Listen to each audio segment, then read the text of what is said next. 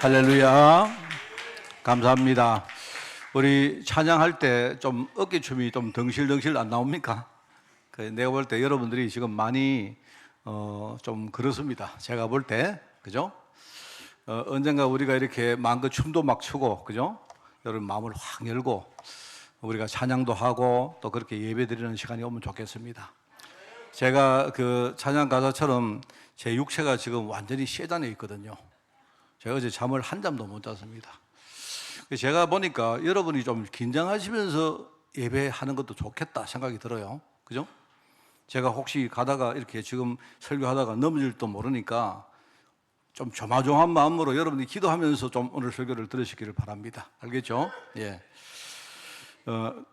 예, 감사합니다. 감사한데, 지난주에 우리 고전도사가 저한테 전화가 왔습니다. 전화가 왔는데, 제 전화를 받았는데, 이제 하는 말이 뭐냐니까, 신학교에 예배학 교수님이 학생들에게 과제를 내줬는데, 이제 그 이야기를 듣는데 굉장히 내 마음에 뭐가 다가왔습니다.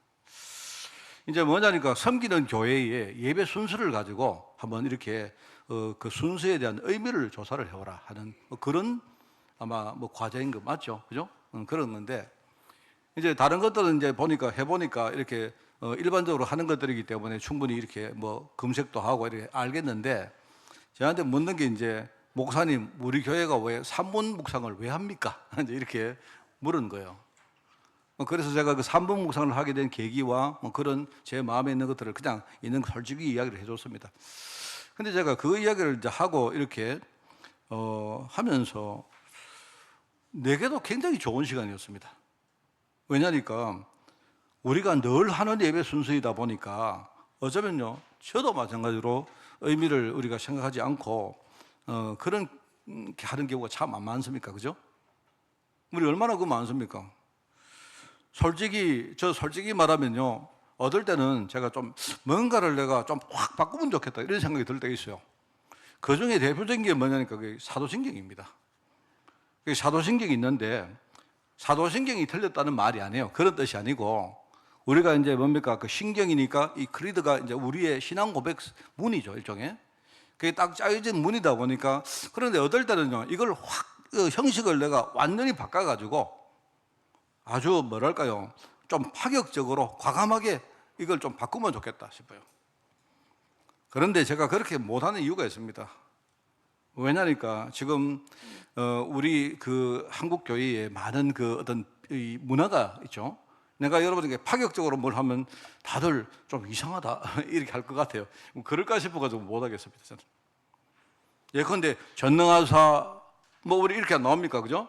나오는데 저는 그걸요 어렵다고 생각합니다. 막 바꿔가지고 제가요 저는요 이렇게 사도신경을 할 때 하나님이 전능하심을 우리가 믿습니다 이렇게 하고 싶어요. 그냥 쉽게.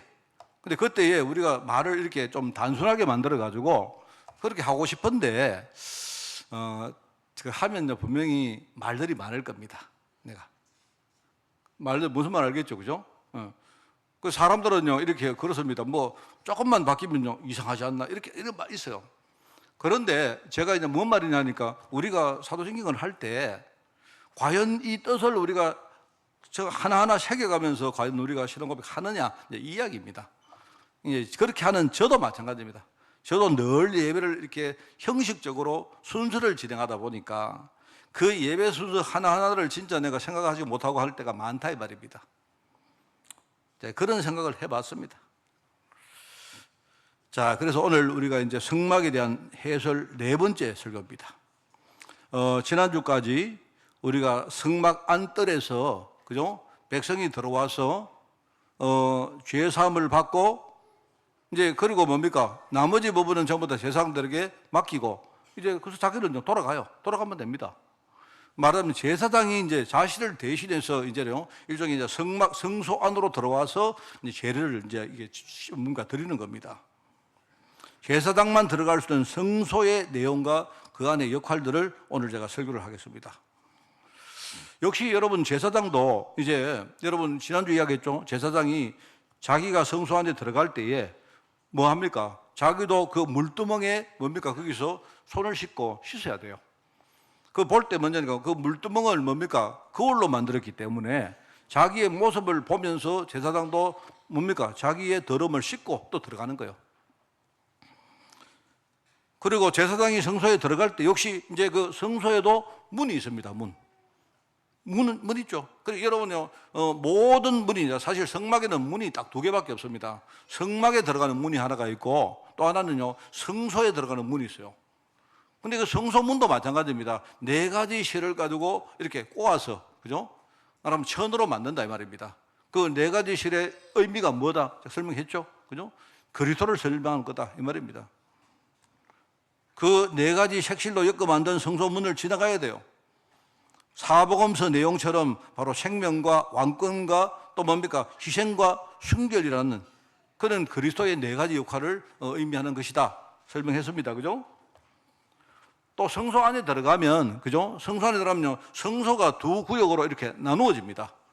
그게 들어가면 바로 일반 성소가 있고, 저 안쪽에는요, 뭡니까? 또 중간에 휘장을 가지고, 이런 커튼을 가지고 막아놨어요. 그리고 그 커튼 너머는 뭐냐니까, 제일 처음에 제가 설교했던 지성소가 있습니다. 그 안에. 그러니까 제사장도 그 지성소는 들어갈 수가 없어요. 왜냐하니까 그 안에는 언약궤가 있다 이 말입니다. 언약궤가. 그런데 성소와 지성소 사이에 휘장이 있는데 그 휘장은 역시 4가지 색 뭡니까? 그걸 꼬아서 만든 뭡니까? 천을 가지고 휘장을 만들어 놨어요. 뭐 그렇게 우리가 이야기 많이 했죠, 제가. 그 지성소는 뭡니까? 대제사장만 1년에 딱 하루만, 그죠? 대속죄일 날 자기도 뭡니까? 자기 죄를 씻고 그 혼자 들어갈 수 있어요. 그게 바로 지성소입니다. 그런데 이제 일반 성소 이야기를 오늘 하는 겁니다. 일반 성소 안에는 이제 들어가면요, 딱 들어가면 정면에서 이렇게 들어가자마자 정면에 뭐가 있느냐? 향단이 있습니다. 향을 우리가 피우는 향단이 있고요. 그 다음에 이쪽에 왼쪽에는 뭐가 있느냐? 왼쪽에는 불을 켜는 일종의 등잔대가 있습니다. 촛대나 등잔대가 있어요. 그리고 이제 이쪽에 우측에는 뭐가 있느냐? 흔히 우리가 지금요 밥을 먹을 때 쓰는 일종의 상이 있습니다. 상. 그 상에는 뭐가 있느냐? 떡을 올려놓는 상이 있다 이 말입니다. 일반 성소에 들어가면 그 3가지가 있어요. 3가지가. 그 이야기를 오늘 제가 설교를 하려고 하는 겁니다. 자, 오늘 우리가 이제 성도의 여정표란 제목으로 성소에 대한 설교를 합니다. 오늘 첫 번째, 제가 늘 뭐 이야기했습니까? 바로 우리가 믿는 예수 그리스도가 어떤 분이시냐 그 이야기를 했습니다. 그래서 이제 제가 이야기를 할 때 지성소 이야기할 때 뭐예요? 예수 그리스도는 하나님의 영원한 언약을 성취하신 바로 성취자다 이렇게 설교했죠. 왜냐하면 그 안에 있는 뭡니까? 그 언약궤가 바로 하나님의 언약을 말하는 겁니다. 그 언약을 성취할 성취자가 바로 예수 그리스도다 이 말을 했고요. 그 다음에 두 번째 설교는 뭡니까? 성막으로 들어갈 때 문 이야기했죠. 문. 말하면 그 문 자체가 뭡니까? 문이 바로 그리스도를 의미한다 했죠. 우리가 그리스도를 통해서 들어가고 나오고, 그죠? 그리스도가 바로 뭡니까? 우리의 문입니다. 우리의 구원의 문이고, 우리가 축복의 문이고, 전부 다 그렇습니다. 자, 그러면 성막과 문과 관계에서는요, 바로 이 그리스도가 뭐죠? 세상에 지금 포로된 모든 뭡니까? 백성들을 구원하는 구원자다 이 말입니다. 우리가 구원받을 때 뭡니까? 그리스도를 통해서 우리가 구원받는 그 말입니다. 그 다음에 안뜰에 들어가면요, 안뜰에는 뭐합니까? 바로 백성들이 자기의 죄를 씻는 역할을 하죠. 말하자면요, 안뜰에서 우리가 만나는 그리스도는 누굽니까? 일종의 연약한 우리 죄인을요, 실제로 우리 죄인의 죄를 뭡니까? 속해주는 그 중보자시다 이 말입니다. 우리가 우리 힘 가지고 죄를 씻을 수가 없잖아요. 그리고 예수님께서 우리의 중보자가 돼서, 그죠? 예수님이 자기의 살을 찢기시고 피를 흘리심으로 우리가 죽어야 되는데 우리 대신해서 뭡니까? 예수님이 속죄를 이루신 겁니다. 그 우리가 그래서 대속이라고 말해요. 대속. 대신해서 속죄했다 이 말입니다. 바로 중보자이시다 이 말입니다. 이제 성도들은 이제는 뭡니까? 자기 재물을 이제 완전 드리고 성도들은 뭡니까? 이제는요 자기 현장으로 돌아가면 돼요. 돌아가면 되는데 그런데 자기가 만난 그 그리스도가 여전히 뭡니까? 떠나지 않고 자기를 계속 뭡니까? 자기와 함께 하면서 뭡니까? 성도들이 현장에서 막 뭡니까? 방황하고 갈등하고 이렇게 할 때 그 성도들을 뭡니까? 이끄는 인도자가 바로 예수 그리스도다 말입니다. 그게 바로 오늘 중요한 내용이에요. 바로 그 예수 그리스도가 누구냐? 우리가 말하는 성령님이십니다. 바로 성령께서 오셔서 우리가 지금 막 헤매고 있지 않습니까? 갈등하지 않습니까? 방황하잖아요. 그때요, 성령님은요, 방황하고 있는 우리 안에 우리와 함께 계십니다. 참 그게 중요합니다. 그래서 성경에 보면 성령에 대한 구절들이 많이 나오는데 제가 한 3개를 거기다가 한번 떠봤습니다. 우리가요, 성도들이 길을 잃고 막 방황을 합니다. 그런데 그때에 나를 인도하시기 위해서 내게 오신 분이 바로 보혜사 성령님이시거든요. 그런데 이게 성경에 보면 로마서 8장 26절에 그런 말이 나옵니다. 그게 뭐라고 하느냐? 성령께서는 우리의 연약함을 도우신다고요. 우리가 지금요, 뭔가를 길을 못 찾고 막 방황을 할 때, 그죠? 그런데 성령이 우리의 연약함을 도우시나니 우리가 마땅히 기도할 바를 알지 못하고 막 헤맬 때 말입니다. 그럴 때 얼마나 표현이 좋은지 몰라요.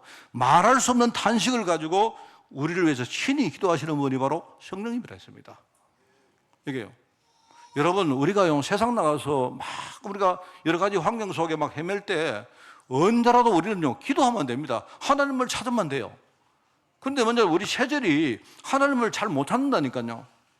우리가 굉장히 여리고 지금요, 굉장히 부족하고 할 때 성령께서 지금 말할 수 없는 탄식을 가지고 애타는 마음을 가지고요, 나를 위해서 기도하는 분이 누구다? 바로 성령이죠. 제가 옛날에 그 기억이 납니다. 저희 어머니가, 제가 옛날에 이야기를 들었는데요, 저희 어머니가 이렇게 오랫동안 이렇게 마음속에 남았던 부분이 하나 있는데 뭐냐니까 제가 80년도에 제가 이렇게 군대를 갔거든요. 군대를 갔는데 한 45년쯤 됐는데 근데 그때만 해도 지금하고 많이 달랐어요. 그래서 제가 이제 군대를 갔는데 어머니 입장에서는 내가 이렇게 나라에 막 끌려간 그런 느낌이 드셨다는 겁니다. 그래가지고 이제 하시는 말이, 처음에 내가 군대를 딱 갔는데 이게 소식이 없으니까요. 이게 어디 가서 죽었는지 살았는지 도대체 지금 밥은 먹고 있는지 모르겠다는 겁니다. 사실 그때만 해도 저도 잘 몰랐어요. 지금하고 군대가 많이 달랐거든요. 저도요, 내가 어디 가는지를 한참 있다가 알았다니까요, 제가. 내가 밤에 막 끌려가다시피 가가지고, 그죠? 어디 우리 자제도로 갈 때 막 창문 다 내려가지고 기차 타고 갔는데 내가 지금 어디 있는지도 모르겠더라고요. 다만 내가 이제 머리가 똑똑하기 때문에 내가 머리가 안 좋습니까? 이래가지고 보니까요, 어디 갔는데요, 밤 되니까요, 북한말이 막 나와요. 아, 그래서 내가 북쪽에 와 있구나 정도 알았어요, 내가 머리가 되게 좋기 때문에 그 정도는 알 수 있거든요, 내가. 예. 근데 이제 어머니 말이 한 달쯤 딱 지났는데 내 입고 갔던 옷이 우편으로 우리 집에 왔대요. 그때 이제 우리 어머니가 막 울다가 생각해 보니까, 아, 그래도 이 옷이 오는 거 보니까 아직 살아있구나. 그런 이야기. 한참 동안 내가 어디 가는지도 몰라가지고 우리 어머니가 막 애를 태웠답니다. 그때만 해도 내가 볼 때는 어머니가 복음을 아시고 그런 분이 아니시니까. 그런데 얼마나 마음에 애가 타겠습니까? 안 그렇습니까? 내가 어디 가서 지금 먹고 살고 있는지, 죽었는지, 살았는지, 제대로 군대에 정착했는지 모르신단 말입니다. 얼마나 마음이 애탔겠어요. 안 그렇습니까? 아마 모르긴 몰라도 말할 수 없는 탄식을 가지고 아마 우리 어머니가 그때 굉장히 아마 노심초사하면서 기도했을 겁니다. 근데 저희 어머니는 그냥 아주머니세요. 그냥 우리 어머니 그냥 보통 여자분이십니다. 아무 능력도 없고요. 그냥 혼자서 막 애타신 거지. 그랬는데 한번 보세요. 우리 안에 계시는 성령님은요, 그런 분이 아니시잖아요. 그죠? 내가 지금요, 어디 가는지도 모르고 막 길을 잃고 헤매고 있는데, 그죠? 그런데 그럴 때에 내 기도 배경이 되시는 분이 누구다? 성령님이시다 이 말입니다. 그 이야기를 합니다. 그러면서 우리가 뭔가를 무지해서 깨닫지 못할 때 나오죠. 요한복음 14장에 나옵니다. 거기에 보니까 나오죠. 모든 것을 가르쳐 주시고 우리가 깨닫게 만드시고 내가 말한 모든 것을 생각나게 하시는 분이 누구다? 바로 그리스도 성령님이시다 이 말입니다. 우리가 잘 까먹잖아요. 안 그렇습니까? 하나님 말씀을 들어도 자꾸 잊어버리잖아요. 내가 은혜 받았는데 은혜를 우리가 금방 또 우리가요 이게 잃어버리지 않았습니까? 근데 내 안에서 계속 뭡니까? 깨닫게 하시고 생각나게 하시고 가르치는 분이 누구다? 내 안에 계시는 성령입니다 이 말입니다. 그러면서 끝이 아니죠. 내가 힘이 없어서 내가 어느 날 깨닫고도 내가 힘이 없으니까 우리 결단 못 하잖아요. 결단해버리면 되는데 안 그렇습니까?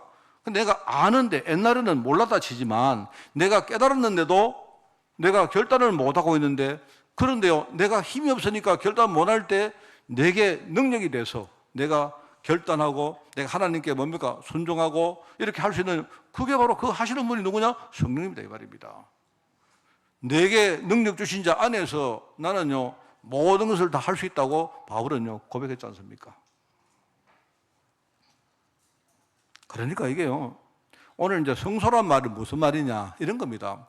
우리가 안뜰에서 일어나는 일들은요 그냥 내가 뭡니까 예수의 공로를 의지해서 내가 적극적으로 뭡니까 내가 구원받는 걸 말하는 겁니다. 우리가 말하자면 신학에 말하면 그게요 칭의라고 말했죠. 칭. 내가 아직 자격도 안 되고 아직도 내 안에 더러운 거 부족한 거 많이 있어도요 근데 하나님이 나를 보시고 너는 의로운 사람이라고 나를 인정해 주신 거예요. 그게 바로 우리가요 그리스도 이름으로 받는 적극적인 구원입니다. 근데 거기서 끝이 아니에요. 우리가 끝이 아닙니다. 끝이 아니고 뭐냐니까 내가 그때부터 뭐 복음 속으로 들어가서 쉽게 말하면요 내가 기도하고 말씀을 듣고 말씀 묵상하고 내가 복음을 계속 누리고 이런 과정들이 우리에게 굉장히 필요합니다. 그죠? 아주 점진적으로 뭡니까 내 안에 성령님이 나를 바꾸시고 깨닫게 하시고 내 성장시키고 하는 그 과정이 있다 이 말입니다. 우리가 안뜰에서 일어난 일은 뭡니까? 우리가 예수 믿고 예수님 영접하고 바로 적극적으로 구원받는 걸 말한 거라면 우리는 돌아가죠. 제사장이 대신하지만 뭡니까? 성소 안에서는 뭡니까? 우리가 점진적으로 치유받고 성장하고 하는 그 일을 한다 이 말입니다. 이게 바로 오늘 우리가 들을 성소의 내용입니다. 두 번째로 그 성소 내부에 일어나는 일들을 잠깐 해설을 좀 해드리겠습니다. 쉽게 말하면 성소는 뭐냐니까 우리가 구원받은 이후에 신앙생활을 누린다는 거 그걸 말하는 거예요. 아주 뭐 어려운 거 없습니다. 오늘 여러분 읽어보니까 이게 이제 여러 가지 뭐 이야기가 나오는데 뭐 여러분 한번 읽어보시면 됩니다. 그거는 전부 다 장식을 이렇게 한다 뭐 이런 이야기고 의미를 아시면 돼요. 자, 여러분 성소 안에 들어가면 일단 세 가지 물건이 있다 했죠. 그게 뭐냐? 첫 번째는 뭐겠습니까? 우리가 일단 성소 안에는요 창문이 없습니다. 창문이 없기 때문에 유일하게 우리가 성소 문을 열면 빛이 들어갑니다. 그죠? 일단 들어가면 깜깜하겠죠. 일단은 깜깜하기 때문에 일단 불부터 켜야 뭐를 해도 할 거 아닙니까? 그래서 제일 먼저 하는 게 뭐냐니까 등잔대에다가 불을 켜는 겁니다. 그럼 등잔대는 뭐냐? 등잔대. 그 촛대라고 할 수도 있고 등잔대 할 수 있습니다. 여러분 혹시 사진이나 이런 걸 많이 보셨죠? 유대인들이 있는 데마다 이렇게 7가지가 딱대가 이게 뭡니까? 촛대 같은 게 7가지가 이렇게 만들어져 있습니다. 그리고 중간에 하나 서 있고 옆에 가지가 이렇게 6개가 이렇게 대칭되게 이렇게 나와 있어요. 많이 보셨죠? 유대인들을 표시할 때 자기들 이걸 많이 가지고 표시를 합니다. 쉽게 말하면 그런 겁니다. 중간에 가운데 가지가 하나 있고 그 다음에 양쪽에 대칭된 3개의 가지가 있다. 말하자면요, 그 중간 가지가 그게 중요한 거예요. 중간 가지는 바로 생명의 빛 되시는 예수 그리스도를 의미하는 것이다. 이 말입니다. 그리고 좌우의 6개 가지는 뭐다? 불완전한, 그죠? 하나님의 백성들을 말하는 거예요. 그러니까 모든 하나님 백성들은 중간에 예수 그리스도를 중심으로 우리가 연합돼야 된다. 이 말입니다. 예수 그리스도를 통해서 우리가 그죠? 완전해진다는 말입니다. 예수 그리스도를 우리가 진짜 만나야 우리 중심에 그리스도를 우리가 진짜 세워야 7개가 돼가지고 완전해진다 이 말입니다. 여러분 성경에는요 7이라는 숫자는 뭡니까? 완전 숫자입니다. 보통 그런 말입니다. 말하자면 우리 모든 사람은 죄인에 불과합니다. 심지어 제사장도 죄인입니다. 죄인. 그죠? 인간이 죄인 아닙니까? 그래 인간은요 우리가 사랑하고 기도해주고 그들을 뭡니까 살려줄 그런 대상이지, 사람은요 우리가 의지하고 믿을 대상이 아닙니다. 우리가 믿을 분은 누구다? 오직 예수 그리스도만 믿고 의지하라 이 말입니다. 그 말이거든요. 바로 그리스도의 빛을 우리가 우리 중심에다가 이렇게 뭡니까 빛을 비춰야 우리 자신들도 완전해진다는 뜻입니다. 그런 이야기입니다. 자, 그다음에 이제 이 뭡니까 등잔대가 있고, 오늘 여기 이제 나오는 그 뭐 살구꽃이 나오고 뭐 그 전부 다 그거는요 장식을 말하는 겁니다. 그 한번 읽어보시면 되고요. 그다음에 그 맞은편에는 뭐가 있느냐? 떡상이죠, 떡상. 그냥 쉽게 말하면 우리 상을 펴놔놓고 거기다가 떡을 올려놨다 이렇게 보시면 돼요. 떡을 올려놨는데 그 떡은 일단 무교병입니다. 무교병. 무교병은 뭐냐? 누룩이 없는 뜻이 떡이다 이 말입니다. 누룩, 그죠? 무슨 말 알겠죠? 누룩이 없는 뜻이 떡이다 이런 말이고, 성경에는 진설병이라고 나옵니다. 진설병은 그게 무슨 말이냐?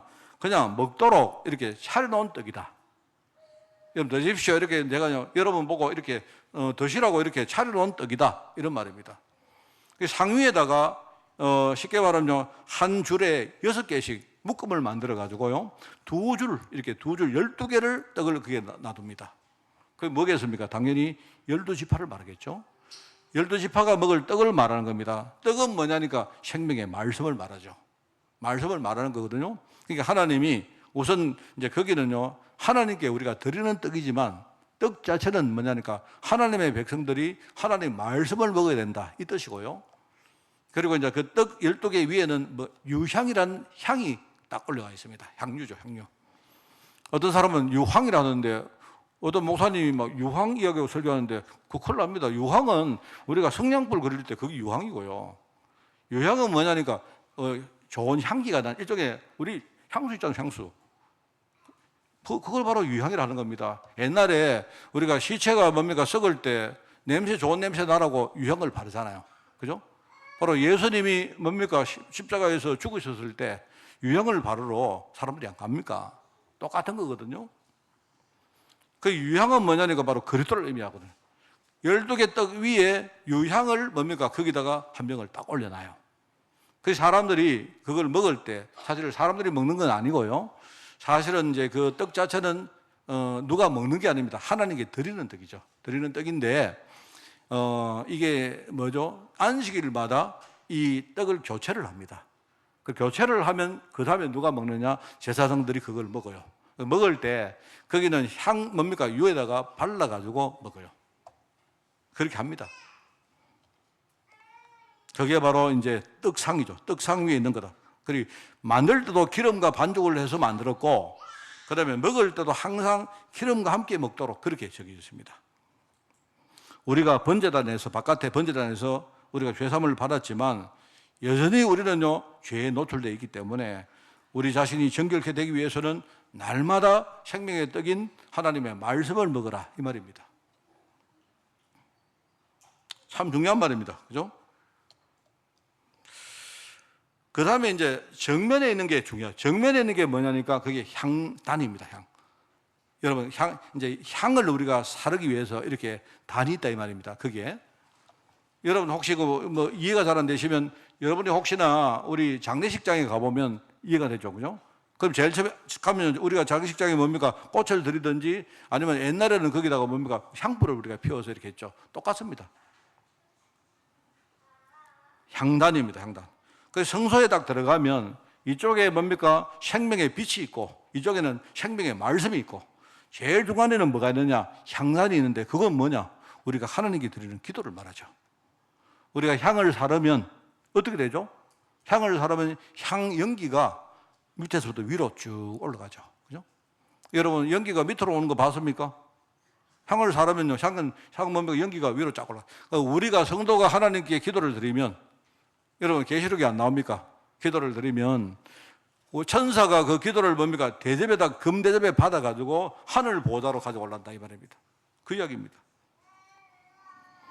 이게 다르게 말하면요 기도가 되고 또 다르게 이야기하면 성경에 인도받는 걸 말한 겁니다. 그게 그렇습니다. 그러니까 이제 그런 이제 이런 과정을 통해서 들어가서 제사장들이 이제 그런 제례를 지내는 거예요. 그게 이제 세 가지 이야기입니다, 그 안에. 아마 여러분들 아시리라고 생각하는데, 근데 저는요, 이걸 보면서 제가 이제 우리가 알고 있기 때문에 그런데 참 이게 한 가지 제가 묵상을 하는데 참 내가 은혜가 되는 게 하나 있습니다. 그게 뭐냐니까, 이거는 뭐 제 묵상입니다만은, 자, 여러분 한번 상상을 해봅시다. 우리가 성소 안에 들어갔는데, 보세요. 그러면 옆에 있는 뭡니까? 벽돌은 전부 다 뭡니까? 다 장막으로 돼 있죠? 그죠? 그 다음에 뭡니까? 위에 천정은 뭡니까? 여러 가지, 천정 제가 옛날에 설교 안 했습니까? 그죠? 네 가지 겹을 가지고요. 위에 비도 맞고 해가지고 이 지붕을 네 가지로 씌운다 했지 않습니까? 그리고 뭡니까? 안에 전부 다 금으로 만들고 이렇게 하는데, 제가 한 가지 딱 궁금한 게 있는 겁니다. 위도 그렇고 옆에도 그런데, 그러면 아래는 어떨까? 아래는 여러분 어떻게 되는 줄 아십니까? 우리 웬만하면 밑에다가 양탄자를 까면 안 됩니까? 맞죠? 근데 희한하게 성소 안에 밑에는요, 흙바닥입니다. 흙바닥입니다. 그 흙바닥이 왜 그러면 다른 건 다 꾸미고 했는데 왜 바닥은 흙바닥이 있냐? 저는 이게 혼자서 내가 묵상을 하면서 내가 이렇구나. 이래서 흙바닥으로 했구나. 저는 싶은 게 있어요. 그게 뭐냐니까 이게 일종의 이제 제사장들 이야기입니다. 제사장들이. 여러분 우리가 들어가면요 그 안에 우리가 촛불로 이렇게 불도 켜고 또 뭡니까 떡도 거기다가 놓고 그죠? 그 다음에 향을 드릴 때 향도 해야 되는데 잘못하면 어떻게 됩니까? 땅에 떨어지잖아요. 흙 묻잖아요. 쉽게 말하면 이 제사장들이 왜 흙바닥이냐 할 때 제사장들이 자기들이 뭡니까 거기서 제례를 지낼 때 그냥 형식적으로 하지 말고 정말로 중심을 담아가지고 정말 자세히 주의하면서 하라는 뜻 같아요. 저는 그렇다고 생각합니다. 그게 굉장히 중요하지 않습니까? 우리가 복음과 말씀과 기도를 말하는 건데 세 가지가 그죠? 바로 생명의 뭡니까? 생명의 빛 복음 아닙니까? 하나님의 말씀과 기도인데 어쩌면 우리가 그동안 복음도 말씀도 기도도 너무 많이 듣다 보니까 어쩌면 우리가 어떤 거기에 대해서 하나님의 은혜와 감사를 전혀 우리가 생각하지 못하고 혹시 형식적으로 하는 경우가 안 많습니까? 그런 거 많잖아요. 내가 볼 때 가장 좀 심한 사람이 누구냐? 목사님들입니다. 목사님들이 매주 하다 보니까요, 뭐냐니까, 정말로 우리가 말씀을, 이쪽에 그런 거예요. 말씀, 그냥 우리가 말씀을 연구하고 공부하고 해가지고 하는 그런 경우가 너무 많아요. 여러분, 참, 이게 저는요, 내가 참 이게 중요하다고 생각합니다. 혹시나 우리가 기도할 때도 내가 육신을만을 위해서 아니면 자기의 유익만을 위해서 하는 경우도 많잖아요. 우리가 기도할 때 그런 거 얼마나 많습니까? 하나님 무조건 달라고 하고 뭐. 내가 볼 때 이제 저도 그렇고 여러분도 전부 다 우리가 제사장들이기 때문에 안 그렇습니까? 이제 우리가 뭔가를 할 때에 정말로 우리 중심을 담아가지고 우리가 뭡니까 좀 주의하면서 방만하지 않게 하라는 뜻 같아요. 제가 볼 때. 제가 이렇게 옛날에 보면 그런 거 안 많습니까? 우리 성경에 나오지 않습니까? 초대교회가 이 성찬을 받을 때 그냥 사람들이 뭡니까? 그냥 그것을 떡이고 포도주로 받아버리니까 나중에는요, 심지어 어떤 사람들이요, 앞에 먹는 사람들이 막 자기들이 너무 많이 먹어버려가지고 나중에 뒤에 사람은요, 받을 떡이 없을 정도로 이런 문제가 생깁니다. 그래서 참 이게 내가 볼 때 여러분, 무슨 말입니까? 우리가 성경에 우리 고린도서 11장에 안 나옵니까? 28절인가? 나오지 않습니까? 사람이 자기를 살핀 이후에야 내가 내 자신을 살핀 이후에야 우리가 떡과 잔을 받으라고 말하지 않습니까? 여러분 가톨릭 교회 가면 그렇게 하거든요. 가톨릭 교회 가면요. 가톨릭 교회 가면 사실 이게 떡이나 이 잔을 함부로 이렇게 베풀지 않습니다. 저는 그것 성경적이지 않다고 생각하는데요. 그런데 의미는 있다고 생각해요. 왜냐니까 사람들이 뭡니까? 내가 잔을 받고 떡을 내가 받을 때 그건 너무 우리가 함부로 그냥 형식적으로 하는 경우가 많다 이 말입니다. 가톨릭 교회는 그래서 일반 성도들에게는요 포도주를 절대로 안 줍니다. 왜? 포도주는 쏟기 쉽잖아요. 그렇습니다. 그러니까 내가 볼 때 그 의미는 내가 볼 때 그 좀 틀렸다고 생각하는데 그 정신은 나는 맞다고 생각한 거예요. 안 그렇습니까? 그 우리 이제 우리 개신교회들도 그렇게 합니다. 지난주에 우리가 성찬을 받았지만 교회들이 이제 그런 걸 우리가 배우거든요. 우리가 성찬을 받고 이제 우리가 성찬을 베풀고 나면 남는 게 있지 않습니까? 그죠? 그럼 남는 거 어떻게 하느냐? 여기에 대해서 많은 논란들이 좀 있긴 있습니다. 그 남는 걸 어떻게 합니까? 뭐 목사님 우리가 복음이면 됐지 그래도 됩니다만은 우리가 마음 중심을 좀 담기 위해서는 그런 것도 중요하다고 생각해요. 보통 이제 교회들은 어떻게 하느냐, 남으면 어떻게 하느냐, 일단은 어떤 교회는 목사님이 혼자서 나머지를 다 먹습니다. 그래, 그 경우에는 좀 목사님이 좀 혹시나 모르지만 좀 포도주를 좀 좋아하실 수도 있어가지고 그럴 수도 있는데, 일단 저는 사양합니다. 저는요, 지난주도 그랬는데, 한 잔 먹고 나니 막 달달달 해가지고 막 혀가 막고, 그래요. 저는 그건 못하겠습니다. 그건 못하는데, 그래가지고 이제 어떤 교회는 실제 그래 합니다. 성찬을 다 끝나면요, 장로님들이 다 모여요. 다 모여가지고 남는 거 장로님들이 다 드시는 겁니다. 함께.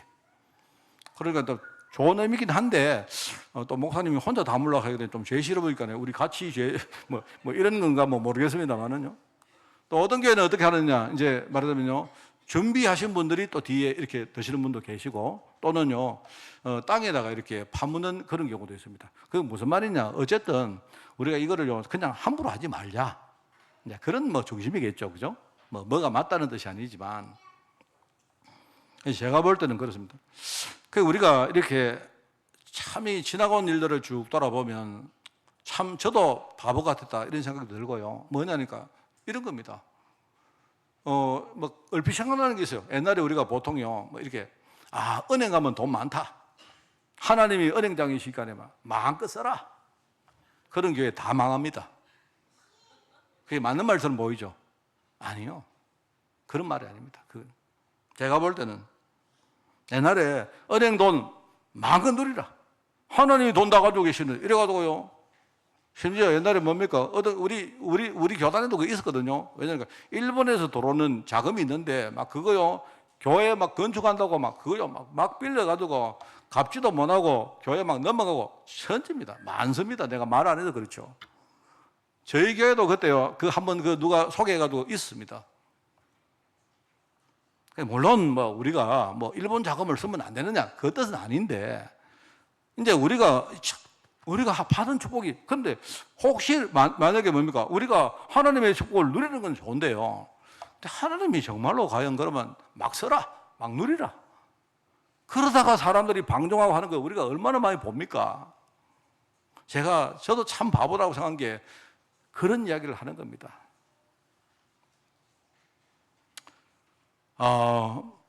이게 우리가 성소 안에 들어가서, 그죠? 진짜 복음의 말씀, 복음과 말씀과 기도, 이게 얼마나 중요합니까?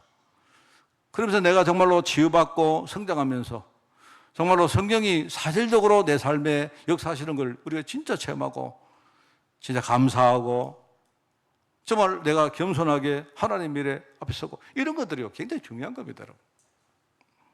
그게 참 은혜되죠.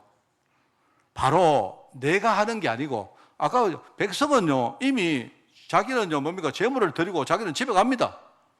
그런데 자기를 대신해서 누가 하느냐 제사장이 그 다음 일을 하는 거예요. 바로 그리스도가 성령으로 오셔서 그분이 바로 제사장님입니다. 그분이 내 대신요 나머지 일들을 해 나가시는 거예요. 내 안에서 나를 치유하시고 나를 성장시키시고 하는 그분이 누구냐 바로 제사장 대신 바로 성령님을 말한 거예요. 은혜잖아요. 안 그렇습니까? 그러니까 여러분 우리가 촛대, 떡상, 향단 아시겠죠? 생명의 빛, 생명의 말씀, 그죠? 성령님도 받는 모든 것들, 우리의 기도 이런 것들이 아시겠죠? 그런데 우리가 기도도 많이 하고 예배도 잘 드리고 하되 감사하고 겸손하게 합시다. 진짜 이게 중요한 것 같아요. 내가 볼 때. 그래서 제사장 보고 자기가 이렇게 방종하거나 그렇게 하지 말라고 흙바닥은요, 밑에는 바닥은 전부 흙으로 만들어놨어요. 오늘 말씀을 우리가 한번 이렇게 정리를 하겠습니다. 우리는 이미 하나님 자녀입니다. 우리 신분이 하나님 자녀입니다. 우리가 국적이 바뀌면요, 이미 우리는요 새로운 나라의 신분증이 나옵니다. 거기 보면요 분명히 내 신분과 이런 것들이 다 찍혀 있습니다. 그죠? 그런데 여러분, 내가요 미국으로 가서 미국 이민 가서 그죠? 내가 미국 시민이 됐지만 실제로 내 안에 내가 정말로 미국 사람이 되려고 하면요 시간이 많이 걸리는 겁니다. 맞죠? 똑같은 겁니다. 우리 인생에 여정표가 있어요. 신분증이 있지만 우리 인생은 지금부터 뭡니까? 이제 미국 사람이 되기 위해서 우리가 철저히 뭡니까? 우리 생각도 바꾸고 우리의 체질도 바꾸고 미국 사람답게 뭡니까? 우리가 만들어 가야 되는 과정이 있다 이 말입니다. 하나님은 그 여정 속에 나를 넣으시고 나와 함께하고 계신다 이 말입니다. 그게 바로 성소 안에서 일어나는 일들을 말하는 겁니다. 그래서 여러분 생명의 빛을 가지고 뭐 하느냐? 내 자신을 먼저 살립시다. 네, 정말 저는요 이것만큼 중요한 게 없다고 생각합니다. 우리가요 많은 길이 있다면 이것도 하고 저것도 해야 되겠지만 정말로 나를 살리는 길이 유일하게 복음밖에 없다면 어떻게 해야 되겠습니까? 내가 복음 외에는 나를 살 수 있는 게 없다면요 진짜 복음을 붙들어야죠. 복음 속으로 깊이 들어가야죠. 안 그렇습니까? 그리고 우리는요 항상 하나님 말씀을 듣고 깨닫고 묵상하고 내 삶에 적용하고 이렇게 해야 됩니다. 합시다 그거. 여러분 하나님은요 말씀을 통해서 우리 약속을 하신 겁니다. 그죠? 하나님의 약속은 이미요 다 뭡니까? 정해진 겁니다. 하나님은 반드시 그 약속을 이루십니다. 그런데 우리 눈에 그 열매가 안 보일 따름이죠. 여러분이 만약에 지금 내가 눈에 안 보이지만 열매가, 근데 하나님이 약속을 하신 게 분명하다면요 우리는 말씀 따라가야 되겠습니까? 맞죠? 분명합니다. 우리가 하나님과 지금부터 소통하는 겁니다. 뭘 하느냐? 기도하는 겁니다. 기도할 때에 다만 여러분 기도할 때 우리가 뭐 하나님께 주십시오 이런 기도도 기도지만 좀 하나님이 우리의 그냥 쉽게 말하면 애인이라고 싶습니다. 애인. 내가 하나님 사랑하는 사이가 된 거예요. 그래서 제가 여러분이 저는 그럴 것 같습니다. 내가 누구하고 지금 연애를 시작했는데요. 내가 연애 시작했는데 연애한 사람이요 나 만나자마자 돈 좀 빌리도 그 한두 번이지. 내가 막 사랑한다 칩시다. 내가 만나는 사람이 사랑하는 사람이요. 연애하는 사람이 사랑하는데, 예?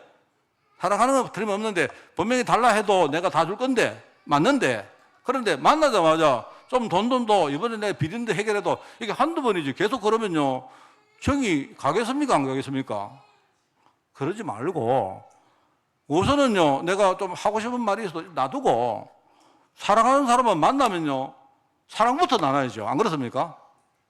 뭐 자기 하든지 뭐 이래 해가지고 뭡니까? 좀 그래야지. 만나자마자 돈 좀 갚아도, 근데 돈 좀 빌리도 이러면요 되겠습니까? 우리가 신앙생활을 그래 한다니까요. 내가 볼 때 하나님은 마음은 안 맡기는데 내가 하나님 같으면 싫어지고 싶습니다. 여러분 가만히 계시는데 그러니까 기도하실 때 만약 좀 돌라소리 하지 말고 그거부터 하지 말고요. 하나님 사랑합니다.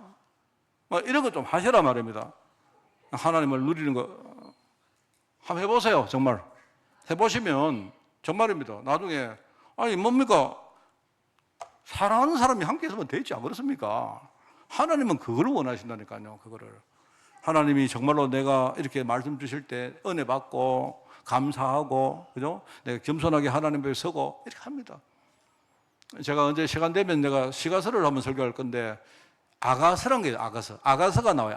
아가서 보면요, 아가서가 약간 그게 보니까 약간 우리 애들이 들으면 안 되는 내용들로 많이 나오거든요. 그게 18금입니다. 그게 나오는데 말하면 그게 이겁니다. 거기에 보면요, 솔로몬 왕이 자기가 사랑하는 술람미 여인이라는 사람이 있는데 이 여인하고 일종의 연애한 내용을 거기다가 막 적어놓은 거예요. 그게 근데 내용이 뭐냐 약간 좀 적나라 해가지고 이게 18금이다 이 말입니다. 근데 쉽게 말하면 누구냐? 바로 하나님하고 우리가 애인 사이라니까요. 만나면 만나면 누구 보고 하는 모르겠도 만나면 우리가 사랑을 좀 속삭을 해야 되지. 만나자면 이상한 소리 하면 되겠습니까? 진짜 여러분이 풍성하게 기도하세요. 마음을 활짝 열고, 그죠? 그게 우리가 향연에서 뭡니까? 그 향연을 통해서 하나님께 드리는 기도입니다. 성소 안에서 모든 거 여러분이 해결하시고 여러분이 치유받으시고 성장하는 축복이 있기를 바랍니다. 하나님 아버지 감사드립니다. 성소 안에 우리가 들어갈 수 있도록 우리에게 믿음을 다하여 주옵소서. 감사를 하나님 축복으로 우리에게 다하여 주옵소서. 우리 안에 겸손함이 가득 채워지도록 주님이 우리의 마음과 생각을 주장하여 주옵소서. 하나님 감사드립니다. 예수님의 이름으로 기도드리옵나이다. 아멘.